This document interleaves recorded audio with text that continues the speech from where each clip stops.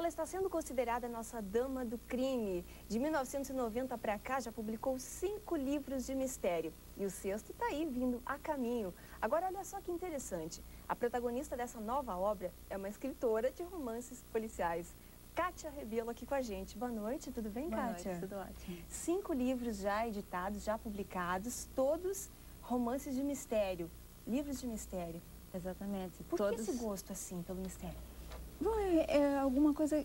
Eu sempre gostei de filmes nessa linha de mistério. Desculpa te interromper, mas cá entre nós, quem não gosta de mistério, né? Exatamente, eu também acho. Sempre que eu comento que eu escrevo livros de mistério ou policial, todo mundo sempre comenta, realmente o que eu mais gosto é livro de mistério, porque prende. Sem né? dúvida. Prende o leitor do início ao fim, ainda mais quando tem um crime, alguma coisa nesse Descubra gênero. quem matou, né? Exatamente, chega até o final. Quem já não passou sua fase Agatha Christie, né? Exatamente, exatamente. Então é uma coisa que chama muita atenção de todo mundo, né? Sempre alguém passou por alguma fase assim que gostou de ler uma história de mistério policial com crime para tentar desvendar, mesmo que não tenha um detetive, como é típico das minhas histórias. Pois é, os teus livros não têm aquela figura do detetive como tem no romance policial tradicional, né?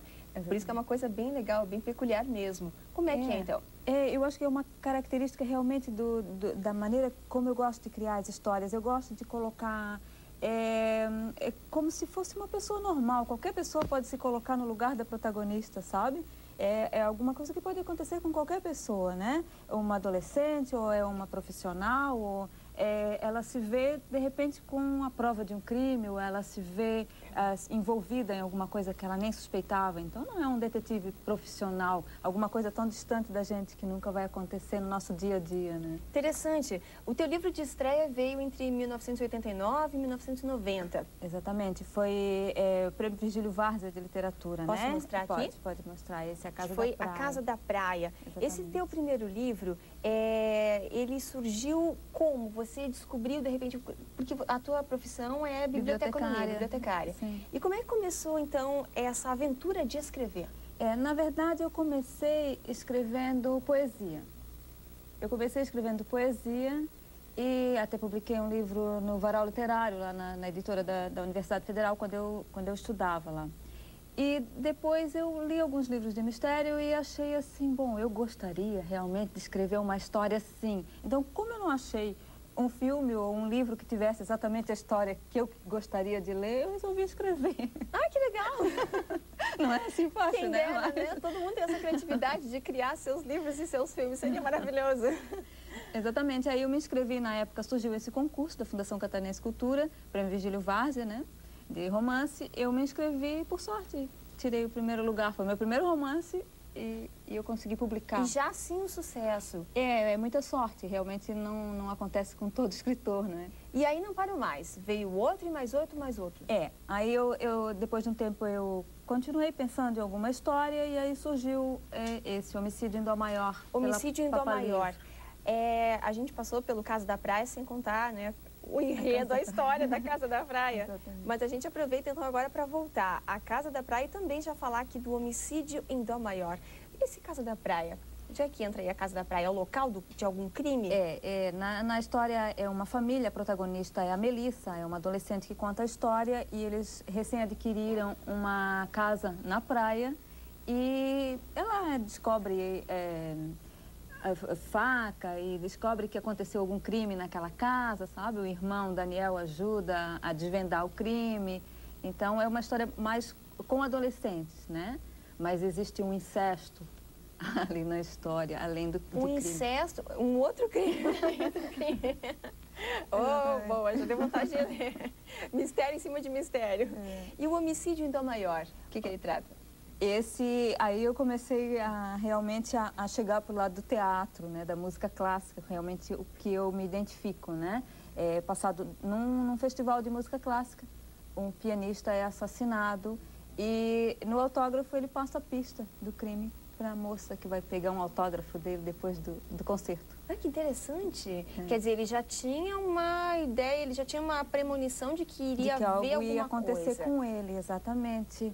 E aí ele combinou com um amigo de que passaria a pista do crime. E a pista do crime seria Eu Prefiro Chopin. E exatamente ela chega para ele pegar um autógrafo e na conversa ela fala isso. Eu prefiro Chopin sem saber o que era. E ele pensa que é para ela que ele tem que passar a pista do que vai acontecer com ele, que ele imaginou que fosse dar tempo. Era dela... uma espécie de uma senha combinada. Exatamente. E aí a fã chega e diz exatamente aquela senha, Aquilo. que era o segredo, aí o mapa da mina do crime. Que E interessante. ele passou para ela sem saber. Legal. E daí parte toda a história, né? Claro. Inclusive, assim, você disse que nesse caso do homicídio da Maior, tem um pianista, tem um festival de música clássica, porque a arte é mais um dos personagens dos livros da Kátia. A arte sempre está presente de uma forma assim bem marcante mesmo, né? Sim, principalmente a música, né? Principalmente a música clássica. Eu acho que é a velha história de que todo livro é autobiográfico, um pouquinho autobiográfico. É um traço teu, assim, que trouxeste para os livros? Sim. Gosto pela música clássica? Gosto pela música clássica. Eu adoro música clássica, adoro Franz Liszt.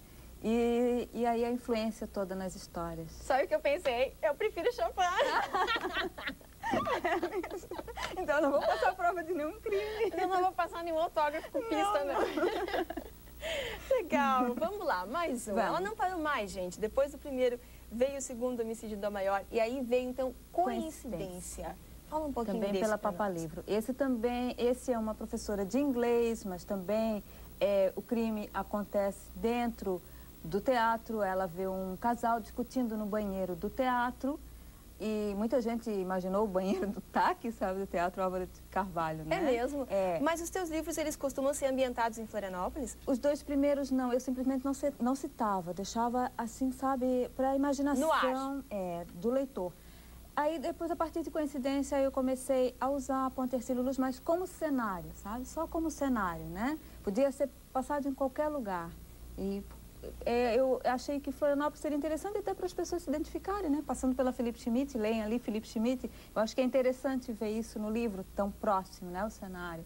As pessoas se identificam, claro. Sim, sim. Então, esse é mais ou menos assim, mas também tem teatro, também tem música, tem dança também. Tem uma amiga que eu perguntei para ela qual o nome que ela achava que eu deveria usar na personagem e ela quis que eu usasse o nome dela e eu usei. Então, ela se vê ali na história também. Tem essas coisas de quem convive com escritora, né? E você costuma fazer isso seguidamente? Colher aqui uma sugestão de um ou de outro, utilizar um nome aqui, ou utilizar, como fazem muitos autores, até nas novelas, utilizar sempre o mesmo nome do protagonista, ou fazer poucas mudanças nesse sentido? Nome de protagonista é sempre um trabalho para escolher, sabe? É eu mesmo? procuro sempre escolher nome de pessoas que eu não conheço. Eu acho que para não me influenciar um pouco, sabe? Na personalidade daquela pessoa que eu conheço, alguma Claro. coisa assim, né? Para não identificar. Mas é sempre interessante a gente observar alguma coisa nos amigos que estão em volta da gente, né? Até na minha aula o professor já disse, cuidado que vocês no próximo romance vocês vão se identificar. Vocês podem ser um dos personagens do livro da Kátia. Exatamente. Que legal, que legal. O próximo que a gente vai mostrar aqui, vamos lá. Em nome da Em arte. Nome da Arte. Mais uma vez a arte presente nos livros da Kátia Rebelo. Do que trata Em Nome da Arte? Esse é passado num colégio. E esse tem mais a ver com pintura, né? Com pintura. Uma estudante é encontrada morta exatamente nessa posição onde a figura da capa, né? Como está aqui na Como capa. a Ofélia de Shakespeare. Essa é a Legal. Ofélia de Shakespeare de Hamlet, né? Então a menina é encontrada morta num laguinho, assim, no colégio. Então aí há toda a investigação, Aí né? começa a história. Por parte da protagonista. E tem aqui também o teu livro mais recente, Isso, Olhos de Vidro. Olhos de Vidro. Esse está na capa que passa em Florianópolis. Está na cara aqui Tá na em Florianópolis. Exatamente. Ninguém se atirou da ponte, não. Não, não. A ponte é uma pintura que o protagonista do livro... Claro, serviu aqui pela beleza do cenário, né, para Também. ilustrar. E a história como é que é? Essa é a história. A protagonista é uma jornalista. Né? Olha, que legal. Ela é uma jornalista e existe um autor, um escritor misterioso que publica livros chamado Tony Beto e ninguém sabe nada da vida dele. E ela adora os livros dele e ela vai investigar para saber quem é o Tony Beto, né? E eu não posso revelar quem é o Tony Beto. Não, a gente vai ler para saber o final, a gente vai ler o livro. E vem aí um próximo livro, inclusive junto com o trabalho de mestrado, é isso? Na realidade eu estou terminando o mestrado, na segunda-feira eu apresento a minha dissertação de mestrado e eu consegui trabalhar junto com o trabalho científico, eu consegui colocar um romance para, sabe, quebrar um pouco aquela seriedade do trabalho científico, né? Então, eu fiz uma parte teórica e criei um romance para exemplificar a parte teórica do meu trabalho. Ótimo! Que papo gostoso! Eu conversei com a escritora Kátia Rebelo, que escreve livros de mistério, escritora catarinense de livros de mistério. Kátia, muito obrigada pela tua participação. Obrigada, Sucesso. Sucesso na dissertação, né? Na defesa. Obrigada. Tem um telefone aqui de contato com a editora. Quem quiser mais informações, pode ligar para o 234-0752. Oi, que pena, tá terminando. Amanhã a gente volta às 9h30 da noite com mais um Estúdio 36. Um beijo grande para você, até lá.